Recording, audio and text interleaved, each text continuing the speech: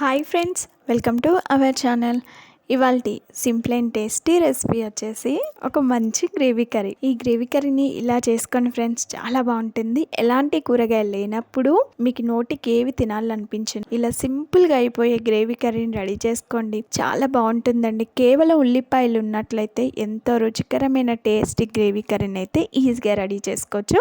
ఇది బగారా రైస్లోకి, రోటీలోకి, చపాతీలోకి, అన్నంలోకి అయితే అదిరిపోవాల్సిందే. సూపర్ టేస్టీగా ఉంటుంది. ఇక లేట్ చేయకుండా ఈ గ్రేవీ కర్రీని ఎలా రెడీ చేసుకోవాలి, దాని ప్రాసెస్ ఏంటనే చూసేద్దాము. ముందుగా ఒక మిక్సీ జార్ తీసుకొని అందులో ఇంచు అల్లం ముక్కను తీసుకోవాలి. ఈ అల్లంని ఇలా చిన్న చిన్న ముక్కల్లాగా కట్ చేసుకోవాలి. అలాగే 5-6 వెల్లుల్లి రెబ్బలు పొట్టు తీసి వేసుకోవాలి. ఇందులోనే ఒక 2-3 పచ్చిమిర్చిని కట్ చేసి వేసుకోవాలి.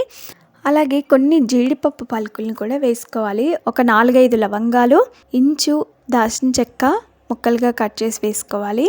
అనాస పువ్వు కొంచెం వేసుకోండి, ఎక్కువగా వేయకూడదు. ఒక బ్లాక్ ఇలాచీ, ఒక 1/2 టీ స్పూన్ వరకు మిరియాలు వేసుకోవాలి. 1/2 టీ స్పూన్ వరకు ధనియాలు వేసుకోవాలి. 1/2 టీ స్పూన్లో సగం జీలకర్ర వేసుకోవాలి. ఒక ఎండుమిర్చిని కట్ చేసి వేసుకోవాలి.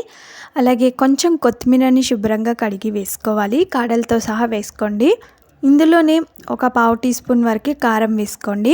పచ్చిమిర్చి వేసాం కదా, దాన్ని బట్టి కారం వేసుకోవాలి. స్పైసీగా తినేవారైతే ఇంకొంచెం యాడ్ చేసుకోండి. ఇప్పుడు ఇవి వేసిన తర్వాత మిక్సీపై మూత పెట్టి మెత్తని పేస్ట్ లాగా మిక్సీ పట్టుకోవాలి. ఇలా ఒకసారి అన్నిటినీ మిక్సీ పట్టిన తర్వాత ఒకసారి మూత తీసి ఇందులో 1/2 టీ స్పూన్ వరకు నువ్వులు వేసుకోవాలి. ఇలా నువ్వులు వేయడం ద్వారా మంచి ఫ్లేవర్తో గ్రేవీ చాలా రుచిగా ఉంటుంది. ఇవి పచ్చి నువ్వులేనండి. నువ్వులు వేసిన తర్వాత ఒకసారి స్పూన్తో మిక్సీ అంచులకు ఉన్న దాన్ని అంతా కూడా లోపలికి అనుకొని కొన్ని నీళ్లు పోసి మెత్తని పేస్ట్ లాగా మిక్సీ పట్టుకోవాలి. ఇలా ఒకసారి మెత్తగా మిక్సీ పట్టిన తర్వాత బాగా పండిన ఒక 3 చిన్న సైజు టమాటాలని ఈ విధంగా మిక్సీలోకి వేసుకొని మెత్తగా మిక్సీ పట్టుకోవాలి. టమాటాలను లాస్ట్లో వేసానండి. ముందే వేస్తే మనం వేసుకున్న ధనియాలు, మిరియాలు నలగవు కాబట్టి ఫస్ట్ ఒక్కొక్కటి వేసుకుంటూ మిక్సీ పట్టాను. అన్నీ కూడా చక్కగా నలిగిపోయి ఇలా మెత్తని పేస్ట్ లాగా రెడీ అయిపోయాయి. ఇప్పుడు స్టవ్ పైన ఒక పోప్ ప్యాన్ పెట్టుకొని అందులో కర్రీకి సరిపడా ఆయిల్ పోయాలి. ఆయిల్ వేడిన తర్వాత 1/2 టీ స్పూన్ వరకు ఆవాలు, 1/2 టీ స్పూన్ వరకు జీలకర్ర వేయాలి. జీలకర్ర ఆవాలు చిటపట్లాడేటప్పుడు ఒక 4-5 వెల్లుల్లి రెబ్బల్ని సన్నగా తరిగి వేసుకోవాలి. వీలైనంత సన్నగా ఇలా ఆయిల్ వేడిన తర్వాత వేసుకోండి. ఇవి కొంచెం ఫ్రై అయిన తర్వాత ఇందులో సన్నగా తరిగి పెట్టుకున్న ఉల్లిపాయ ముక్కలు వేసుకోవాలి. నేను ఇక్కడ మీడియం సైజు 3 ఉల్లిపాయలు తీసుకున్నానండి. వీలైనంత సన్నగా తరిగి వేసుకోవాలి. ఉల్లిపాయలు వేసిన తర్వాత ఇవి పచ్చివాసన పోయేంత వరకు బాగా ఫ్రై చేసుకోవాలి. ప్యాన్పై మూత పెట్టి కొద్దిసేపు ఫ్రై చేసుకోండి. ఈ విధంగా పచ్చివాసన పోయేంత వరకు బాగా ఫ్రై చేసుకున్న తర్వాత ఇందులో ఒక 1/2 టీ స్పూన్ వరకు పసుపు వేయాలి. ఇందులోనే ముందుగా మిక్సీ పట్టిన గ్రేవీని అంతా కూడా వేసుకోవాలి. గ్రేవీ అంతా వేసిన తర్వాత ఒకసారి అంతా కలిసేలాగా బాగా కలుపుకోవాలి. మనం అన్నీ కూడా పచ్చివే తీసుకున్నాం కాబట్టి ఇవన్నీ పచ్చివాసన పోయేంత వరకు బాగా కలుపుకోవాలి.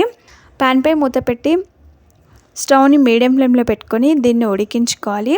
కొద్దిసేపు అయిన తర్వాత మూత తీసి అంత కలిసేలాగా బాగా కలుపుకోవాలి. చూడండి, అది బాగా ఉడికిన తర్వాత సైడ్లకి ఇలా ఆయిల్ రిలీజ్ అవుతుంది. అలా వచ్చేంత వరకు బాగా ఫ్రై చేసుకోవాలి. గ్రేవీని అంతా కూడా ఇలా బాగా ఫ్రై చేసుకున్న తర్వాత ఇందులో 1 కప్పు వరకు పెరుగు తీసుకోవాలి. పెరుగు పుల్లడిది కాకుండా మంచి పెరుగు తీసుకోండి.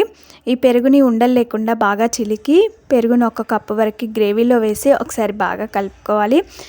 పెరుగు వేసిన తర్వాత స్టవ్ని సిమ్లో పెట్టుకొని ఇదంతా కలిసేలాగా బాగా కలుపుకోవాలి. పెరుగుని కూడా కొద్దిసేపు ఉడికించుకోవాలి. గ్రేవీతో పాటు పెరుగు కూడా ఉడికిపోతుంది. ఇలా అంతా కలిసేలాగా బాగా కలుపుకొని ప్యాన్పై మూత పెట్టి కొద్దిసేపు ఉడికించుకోండి.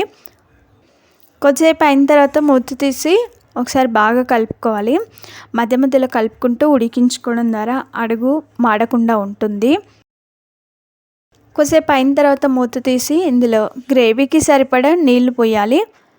ఇలా గ్రేవీకి సరిపడా నీళ్లు పోసిన తర్వాత ఒకసారి అంతా కలిసేలాగా బాగా కలుపుకోండి. గ్రేవీ తిక్కుగా ఎంతవరకు ఉడికించుకోవాలి. ప్యాన్పై మూత పెట్టి ఈ గ్రేవీ అంతా తిక్కుగా ఎంతవరకు ఉడికించుకోవాలి. కొద్దిసేపు అయిన తర్వాత మూత తీసి అంతా కలిసేలాగా ఒకసారి బాగా కలుపుకోవాలి. స్టవ్ని మీడియం ఫ్లేమ్లో పెట్టుకొని మధ్య మధ్యలో కలుపుకుంటూ ఉడికించుకోవడం ద్వారా గ్రేవీ చక్కగా ఉడికిపోతుంది, అడుగు మాడకుండా ఉంటుంది. కొద్దిసేపు అయిన తర్వాత మూత తీసి చూడండి ఫ్రెండ్స్, మనకి ఆయిల్ మొత్తం ఇలా పైకి వచ్చేసింది, గ్రేవీ తిక్కుగా అయిపోయింది. మనకి ఇక్కడ ఎంతో రుచికరమైన టేస్టీ గ్రేవీ అయితే రెడీ అయిపోయింది. రుచికి సరిపడా ఉప్పు వేసుకొని దగ్గర పడేంత వరకు ఉడికించుకోవడమే. ఇలా బాగా దగ్గర పడేంత వరకు ఉడికించుకున్న తర్వాత స్టవ్ ఆఫ్ చేసి ఈ గ్రేవీని అంతా కూడా ఒకసారి బాగా కలుపుకొని సర్వింగ్ బౌల్లోకి తీసుకొని సర్వ్ చేసుకుంటే అంతేనండి. చూడ్డానికి ఎంతో కలర్ఫుల్గా, నోటికి ఎంతో కమ్మగా రుచిగా ఉండే కమ్మని గ్రేవీ అయితే రెడీ అయిపోయింది. ఎలాంటి కూరగాయలు లేకుండా కేవలం ఉల్లిపాయలతోటి ఇలా గ్రేవీ కర్రీని చేసుకున్నట్లయితే ఇది ఎందులోకైనా అదిరిపోవాల్సిందే, చాలా కమ్మగా ఉంటుందండి. మసాలా గ్రేవీ కర్రీ మీకు నచ్చిందా? ఆలస్యం చేయకుండా లైక్ చేయండి. ఈ గ్రేవీ కర్రీ రెసిపీని తప్పక ట్రై చేయండి. మీకు ఎలా వచ్చింది, టేస్ట్ ఎలా ఉందనేది కామెంట్ చేయండి. ఫస్ట్ టైం ఆ వీడియోని చూస్తున్నట్లయితే వెంటనే సబ్స్క్రైబ్ చేసుకోండి. పక్కనే ఉన్న బెల్ సింబల్ని క్లిక్ చేయడం ద్వారా మేము పెట్టే ప్రతి వీడియో నోటిఫికేషన్ మీ మొబైల్కి వచ్చేస్తుంది. Thanks for watching. Bye bye.